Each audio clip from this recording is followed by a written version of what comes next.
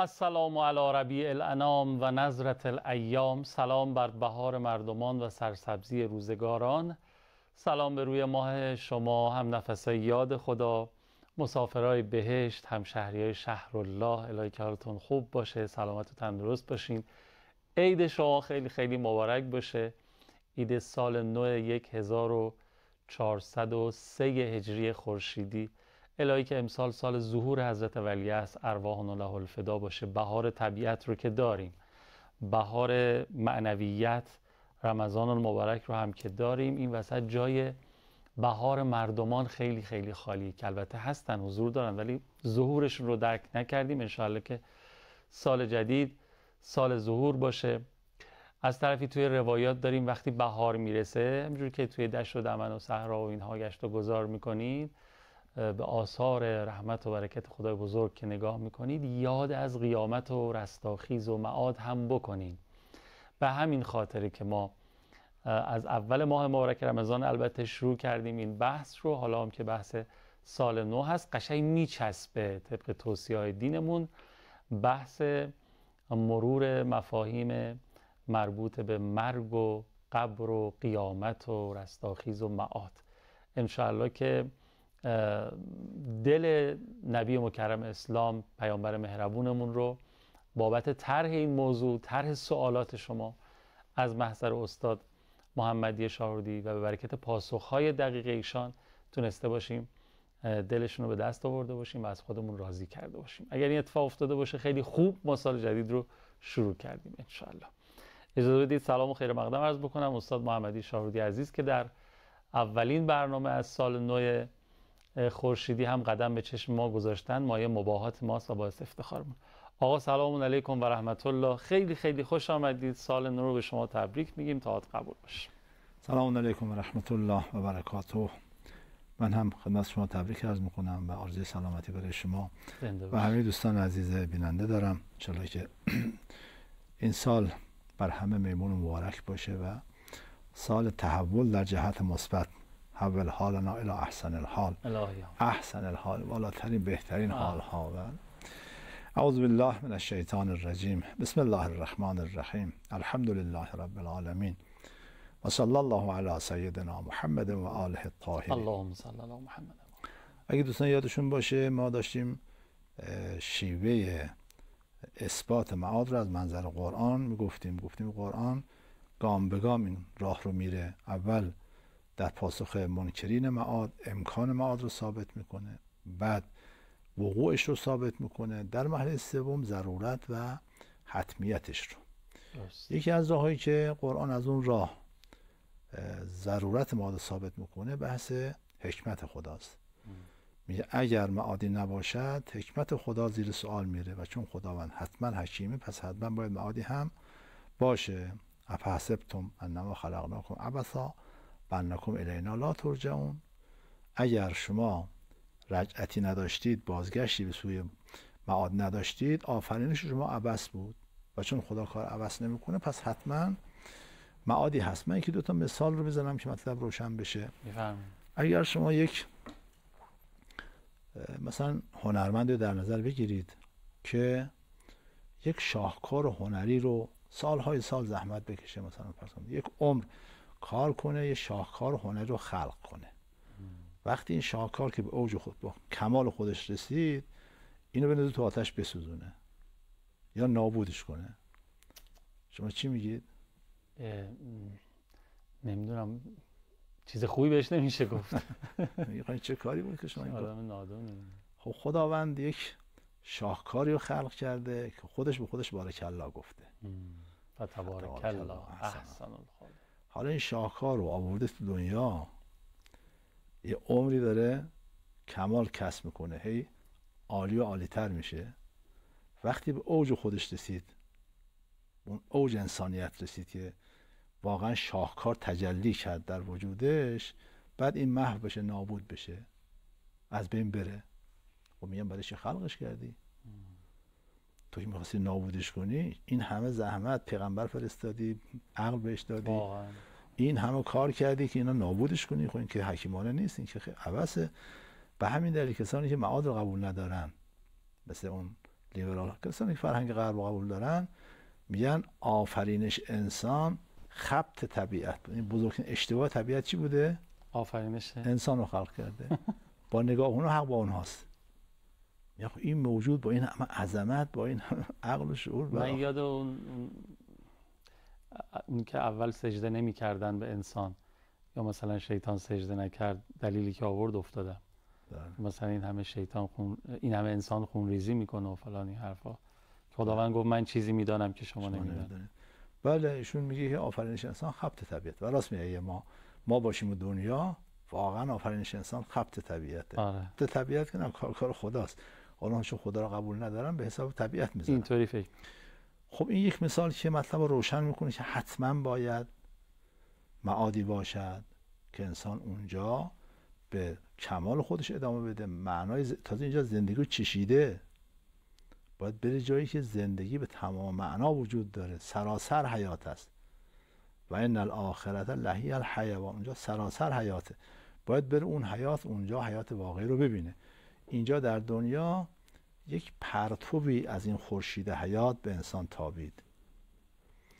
انسان باید باقی باشد تا اون کل خورشید حیات رو در وجود خودش متجلی ببیند.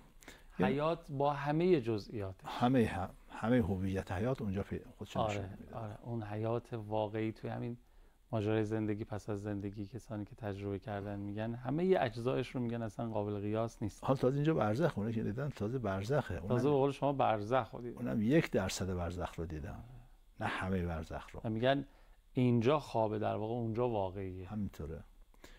یه مثال دیگه میزنم.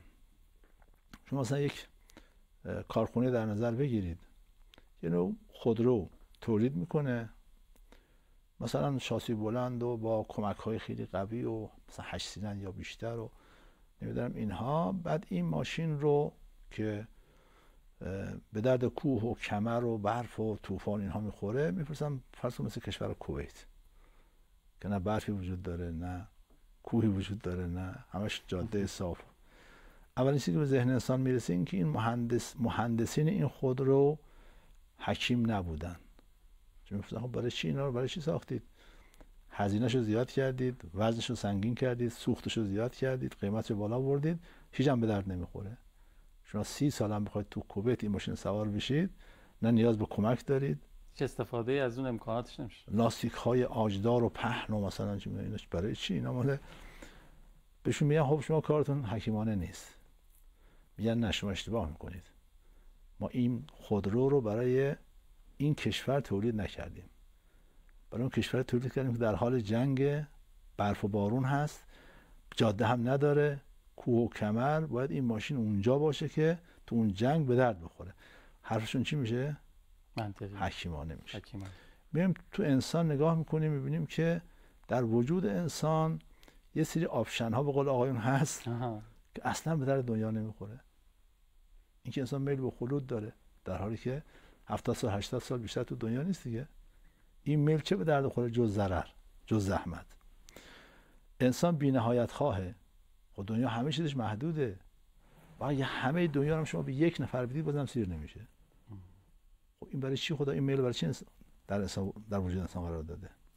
برخی از تمایلی که در وجود انسان هست در خارج تو همین دنیا پاسخ داده میشه. برخی از تمایلاتی که تو دنیا پاسخ داده نمیشه.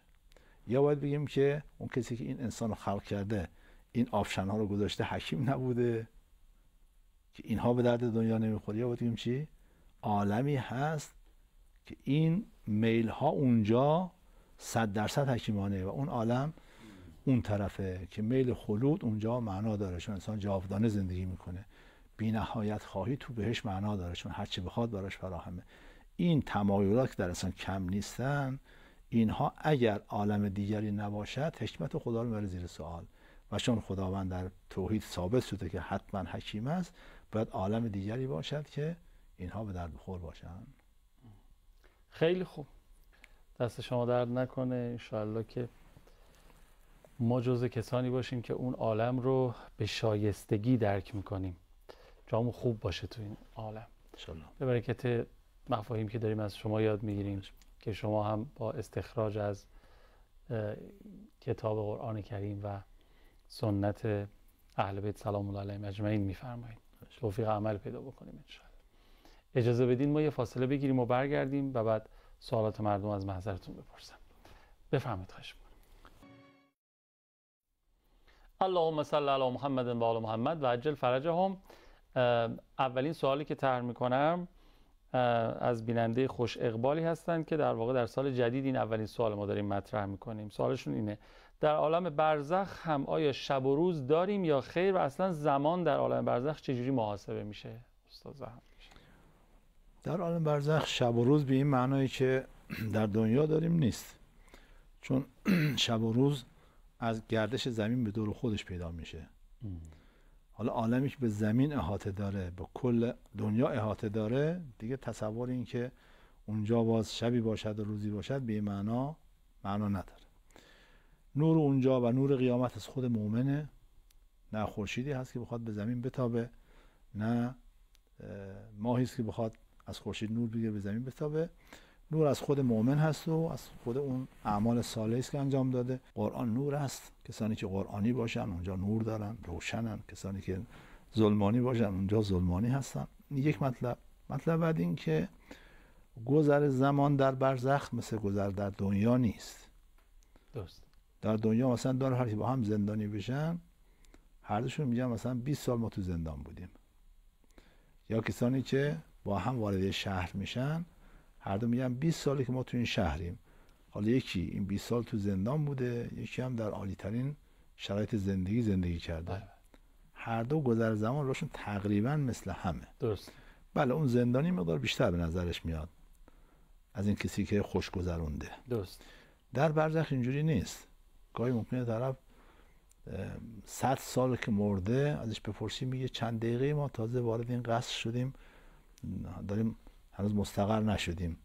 یه مطلبی باز اتفاق افتاده من عرض میکنم. این مطالبی که عرض میکنم که علمای بزرگ ما به اینجاها رسیدن، نکات خیلی لطیفی توش از لحاظ معانی برزخ و عالم برزخ هست که ما دیگه اونا رو به خود دوستان عزیز بیننده واگذار میکنیم. بخوایم نکات رو استخراج بکنیم خیلی طول میکشه. شاید دوستان به شکل سوال استخراج کنن بعداً بفرستن، خیلی خوبه. مرحوم علامه هلی که خب پهلوانی است، هم در فقه و هم در علم کلام و در هم علوم عقلی هم علوم نقلی، شون تو قبرستان هله داشت قدم میزد. گفت خدا من میخوام یکی از این مردها زنده بشن، سوالاتی که من دارم رو به من جواب بدن. یه نفر اومد. عجب. بله گفت من آمدم. گفت خب شما کی بودی، چی هستی؟ گفت من طلبه فلان مدرسه هله بودم. چون همیشه مریض بودم، انواع بیماری ها رو داشتم، به درس ها نمی رسیدم، از درس ها عقب میموندم، غالبا نمیتونستم سر کلاس حضور پیدا بکنم. یک روز که تو حجره خوابیده بودم چون نمیتونستم برم کلاس درس، هم حجری های من در رو قفل کرده بودند و رفته بودن. منم تو اونجا بیمار بودم و تو بستری بودم تو حجره. یه بار دیدم یه نفر تو حجره هست. گفتم شما از کجا آمدی؟ در قفل بود. چطور شما آمدی اینجا؟ گفت برای من قفل و غیر قفل فرق نمیکنه، در بسته و در باز برای من فرق نمیکنه. بعد از من پرسید چته؟ گفتم همه بدنم درد میکنه. گفت دست گذاشت روی پام، دیدم درد پام تمام شد. همینطور اومد تا دست گذاشت رو سینم، دیدم دیگه دردی وجود نداره، از بالا دارم بدن رو میبینم. خودم داشتم خودم رو میدیدم که اونجا خوابیده. طولی نکشید که دوستانم اومدن، هم حجره اومدن، در رو باز کردن، شروع کردن به سر و سینه زدن که آی فلانی مرد، فلانی مرد. هرچه داد میزدم بابا نمردم، خوب شدم، اون درد و بیماری ها رفته. این حالشون نمیشد، همونطور گریه میکردند و به سر و سینه میزدن که فلانی مرده. بعد اومدن و ما رو تشریح کرد، دیگه همه جزئیات رو گفته چطور تشریح کردن. برای علامه هلی اینا رو همه رو توضیح. بله، غسلش به چه شکلی بوده، غسال کی بوده، تا رفتن دفنش کردن. بعد میگه که خب ما وارد برزخ که شدم، وارد اون قصری که برای من اونجا در نظر گرفته بودن، وقتی وارد که شدم یه حوریه اومد به استقبالم. حال روز عیدم هست، اب نداره ما این تیکه های این گونه ای رو همیشه. آره بگین خوبه. آره گفت که یه حوریه اومد به استقبالم، یه گردنبند خیلی زیبایی داشت که یکی از اون مرواریدهاش خیلی به چشم می آمد. من دست اون گذاشتم، اون گردنبنده اصلا پاره شد.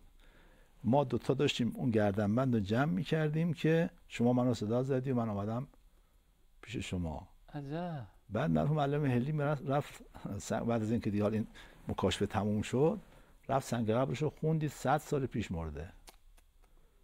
100 سال پیش مرده بوده، به نظر خودش حال تازه مثلا وارده. آره همین مدت. آره درکش همین مدت. آره این مدت که مثلا هنوز مستقر نشده، تازه وارد شده. مورد دیگه که باز اتفاق افتاده برای یه پیرزنی بود، جوونش از دنیا رفت، بعدش هم راضی نبود، اذیتش کرده بود، بعدم پشیمون کرد که این جوونش از دستش رفته، اومد خدمت پیامبر و تقاضا کرد که دعا کنه که جوونش برگرده. خب پیامبر دعا کرد و جوان برگشت. پیرزن دید که یک پیرمرد قد خمیده موسفید مثلا 120 ساله داره میاد. گفت یا رسول الله این بچه من نیست، عوضی آوردن. جوان من 18 سالش بود. گفت نه مادر، من خودمم. دیشب در عالم برزخ به اینجا رسیدم.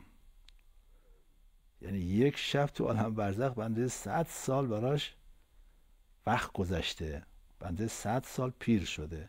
حتی گاهی شده که یه صحنه ای از برزخ رو بعضیا دیدن پیر شدن. این نقل سند داره، همین کتاب معاد شناسی معلم تهران نقل کرده و سند معتبر تو نجف داره که دوستا خواستن برن. اون یه طایفه مستبصر شدن، طایفه افندی ها، به خاطر این حادثه که رخ داده. عرض میکنم که یه خانمی از دنیا رفت، دختر 12-13 ساله‌ای داشت. دختر از مادر جدا نمیشد. من از مادر جدا کنین خودم میکشم. حالا مادرم مرده، میخوان دفنش کنن، این دختر نمیذاره. آخر عقلا قوم جمع شدن و فکر کردن، گفتن خیلی خوب ایشون هم تو قبر میذاریم همراه مادرش، منطور رو قبر باز میذاریم که خفه نشه تا فردا ببینه که بعضی اینجوریست، بالاخره کم کم رضایت بده. آره که مادر دفن بشه. و این کارو کردن. فرداش رفتن دیدن که این دختر موهاش سفید شده، مثل یک پیرزن مثلا فرض کن 80-90 ساله. پرسیدن که چه گذشت بر تو، چه خبر شد؟ گفت شما که رفتید 2 تا فرشته اومدن با این مشخصات، از مادرم شروع کردن سوال کردن. من ربک، خدات کیه؟ جواب داد. من نبیک، جواب داد. گفتن من امامک. یه آقای اینجا بود گفت که انا لست به امامها، من امام این خانم نیستم. قریب این مضمون. گفت تا اینو گفت اونها یک عمود آتشین داشتن که به فرق مادرم زدن که آتش تا آسمان شعله کشید. من از مشاهده اون صحنه به این روز افتادم. یعنی یه صحنه از صحنه‌های عالم برزخ موهاشو سفید کرد به این حد. این باعث شد که اون طایفه کلا برگشتن و مستبصر شدن که حالا عرض کردم تو نجف تاریخش و جزئیاتش هست. بله عرض کنم که گذر زمان در برزخ اصلا قابل قیاس با گذر زمان در دنیا نیست. که حالا ما گوشه ایشو گفتیم و انشاءالله شاید در بحث‌های آینده توضیحات بیشتری هم در این باره بدیم. خیلی ممنون، دست شما در. فقط من میگم برای کسانی که حالا شاید مستبصر، به کسانی میگن که از خارج دین اسلام یا تشیع وارد اسلام و تشیع میشن و دین اسلام و تشیع رو به عنوان دین و مذهبشون وارد تشیع میشن و تشیع رو قبول و تشیع رو میپذیرن. خب روح انسان پس از مرگ آیا اختیاری از خودش داره؟ مثلا دوست داشته باشه جایی بره؟ اگر حالا روح که نه، اون وجود برزخی انسان که روح هم به بدن تعلق میگیره، با اون بدن برزخی مطابق با مقام و جایگاهش بله اختیار داره. اختیار داره که از خانواده‌اش اطلاع حاصل کنه، اختیار داره که همونجا به دید و بازدید دیگران بره.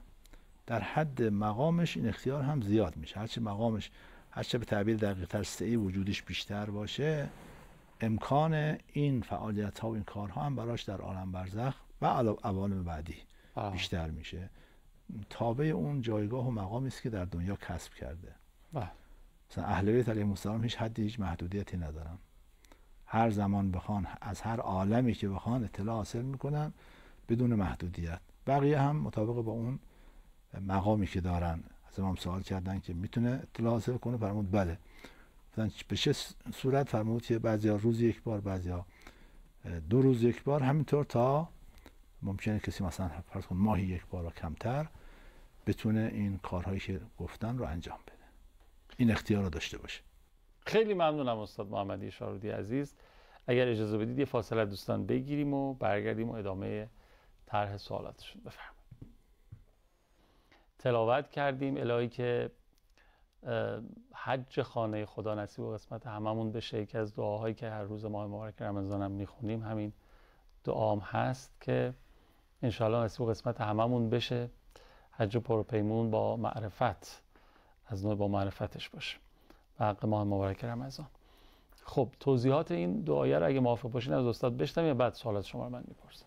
بفرمایید. ما قبلا این بحث رو داشتیم، بحثی که گفتیم که قرآن مراحل معاد رو که میگه اول امکان معاد ثابت میکنه، اینجایی که از اون مواردی که گفتم که میگه شما خاک بودید، نطفه شدید، چی شدید، خدایی که این کارا کرده دوباره شما رو زنده میکنه. پس امکان معاد هست.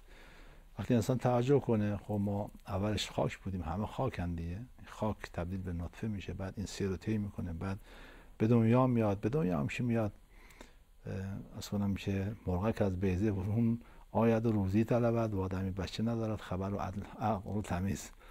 اون مرغ میره دنبال دونه خودش میخوره و اما آدم باید مدت ها دستش بگیری پا ببرید تا شیوه راه رفتن یادش بدید، جمله کلمه یادش بدید. بله این سیر تطور قرآن به عنوان قدرت نمایی خدا که پس خداوند میتواند مرده ها رو زنده بکند به عنوان یک دلیل و برهان بر امکان معاد قرآن ذکر میکنه. گفتن چرا بعد از مردن بلافاصله به حساب انسان رسیدگی نمیشه؟ مگه برای خدا کاری داره در جا به حساب بنده‌هاش رسیدگی کنه و بهشت و جهنمشون رو تعیین کنه؟ یعنی فلسفه وجودی برزخ هستن مثلا. بله این که بخواد تو برزخ به حساب رسیدگی بشه هنوز پرونده کامل نشده که بخوان رسیدگی بکنن. این سنتی پایه‌گذاری کرده که ممکنه که 5000 سال دیگه آدمای به دنیا بیان از اون سنت استفاده کنن یا بخاطر اون سنت ضرر کنن. این فرزند صالحی تربیت کرده که اون اعمالش مرتب به حسابش اضافه میشه. بیمارستانی ساخته، مدرسه ساخته، شاگردانی تربیت کرده، کتابی نوشته و باقیات و صالحاتی از خودش باقی گذاشته که سالهای سال سنت خوبی از خودش باقی گذاشته. پس ما از این دنیا میریم در واقع نمیریم، یعنی موقعی از این دنیا به معنای واقعی کلمه رفتیم که همه آثارمون از دنیا بره. همینطور به تعبیر قرآن انسان آثار اون اعمالش دو نوع هست، اعمال ما تقدم و اعمال ما تأخر. همونایی که جو فرستادن رو یادداشت می‌کنیم، هم بعد از این که میاد. اعمال ما تقدم با مرگ انسان پروندهش بسته میشه. مثلا نمازها و روزهایی که الان انجام میدیم وقتی مرد دیگه روزه نمیگیره دیگه، نماز نمیخونه. اعمال ما تأخر تموم نمیشه، ممکنه هزاران سال ادامه داشته باشه. گاهی یک گناهی که الان یه نفر انجام میده، این گناه به شکل شبکه‌ای به 500 سال پیش، 1000 سال پیش مربوط میشه. که بعضیا خیال میکنن که گناهی که انجام میدن، مثلا فرض کن که با پوشش نامناسب میان بیرون، خیال میکنن که فقط این گناه همین به امروز مربوط میشه. نه چه بسا این گناه باعث انحرافی در یه شخصی بشه، اون انحراف بره همینطور تا شبکه‌ای به هزاران نفر برسه. بعد این خانم اگه از دنیا بره همچنان تا موقعی که این بله حالا یه سوال، اگر این خانم که حالا چون مثال زدید توبه کنه قبل از مرگش چی؟ اون حق و ناس به گردنش باقی میمونه، اون حق و ناس باید ادا بشه.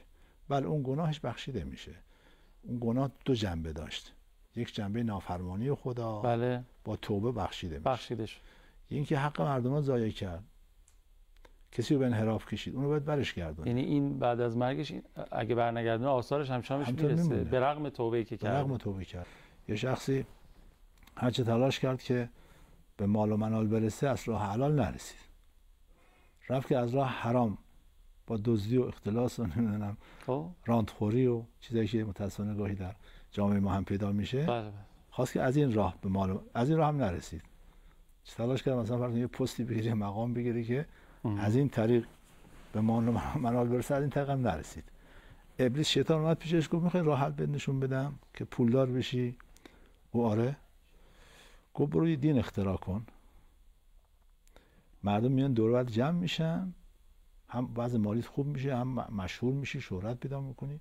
این رفت یه دین اختراع کرد و خب عده اومدن دنبالش جمع شدن و وضع مالیش خوب شد. بعد با خودش فکر کرد تو چه کار کردی؟ مردم رو گمراه کردی برای دنیا، جواب خدا رو چی میدی؟ خب باید توبه کنی. توبت چجوریه؟ این که همه کسانی گمراهشون کردی برشون گردانی. خودش با خودش فکر کرد، رفت جمعشون کرد، همه اون کسانی که متأثر شده بودن و اینها رو گمراه کرده بود همه رو جمع کرد. گفت بابا من به شما دروغ گفتم، دین ساختگی بود، دین خودتون درست بود، دینی که قبلا داشتید اون درست بود، همون اسلام درست بود، من شما رو گمراه کردم. اونا پذیرفتن؟ نه حالا عرض می‌کنم با این چیزی که ساختم گفتن نه حالا دروغ میگی، این دین درسته، تا الان داری دروغ میگی. ایده دارید حالا بیا درستش کن. اون دین درست بود، اوضاع بالا اوضاع. این دینی که الان آوردین درسته، حالا داری به ما دروغ میگی. حالا مثلا فرض کن بهت پول دادن که به ای بابا اصلاح کنی، هر چی تلاش کرد نتونست. آه. خودشو با یه زنجیر بست به زمین، گفت انقدر گریه میکنم، انقدر زجر و ناله میزنم به درگاه خدا که خدا منو ببخشه. توبه دیگه از این بالاتر. یه زنجیر یه سرشو به زمین بستش به گردن خودش، شروع کرد گریه و زاری که خدا ببخشه. خدا توسط پیامبری بهش وحی کرد برو بهش بگو که اگر تا صبح قیامت هم اینجا خودشو ببنده و گریه و زاری کنه، من او رو نمیبخشم مگر اینکه بره اون کسانی که گمراهشون کرده مردن رفتن زیر خاک اونها رو بیرون بیاره، زندهشون کنه، هدایتشون کنه تا من اون رو ببخشم. که اینم که امکان نداره. بله بعضیا خیلی راحت فضای مجازی میان یه شبهه‌ای که پاسخش برای کارشناس دو جمله خیلی ساده مثل آب خوردن حلش میکنه. این تو ذهن یک جوان، یه نوجوان که ذهن خالی است، با یه شبهه بلایی سر اون ساختار ذهنی جوان میارن که قابل وصف نیست. هزاران نفر گاهی میلیون ها نفر رو منحرف میکنن، خیال میکنن که این کار ساده است. همه اینها رو باید هدایت کنی و امکانش هم نداره. مرده باشن باید بده زندهشون کنی، از قلب بیارشون بیرون. این نوع حق و ناس اذلالی بهش میگن. 4 نوع حق و ناس. حالا من میگم دوستان یاد بگیرم، بعدا یه موقع سر فرصت صحبت میکنیم. یک حق و ناس مالیه که از همه ساده تره، مالی از مردم حیف و میل کرده. 2 حق و ناس جانیه، به مردم لطمه جانی زده، مثلا فرض کن فضا رو آلوده کرده یا بوق زده که طرف اعصابش داغون شده. 3 حق و ناس ارضی، آبرو مردم رو برده با غیبت و تهمت و افشا کردن. یه کلیپ دستش اومده، حالا این بیچاره هم که خبر نداره، این کلیپ رو پخش میکنه تو همه دنیا، تو فضای مجازی. چین حقی نداری؟ یک کلیپ صوتی تصویری یه نقصی از این بنده مؤمن هست.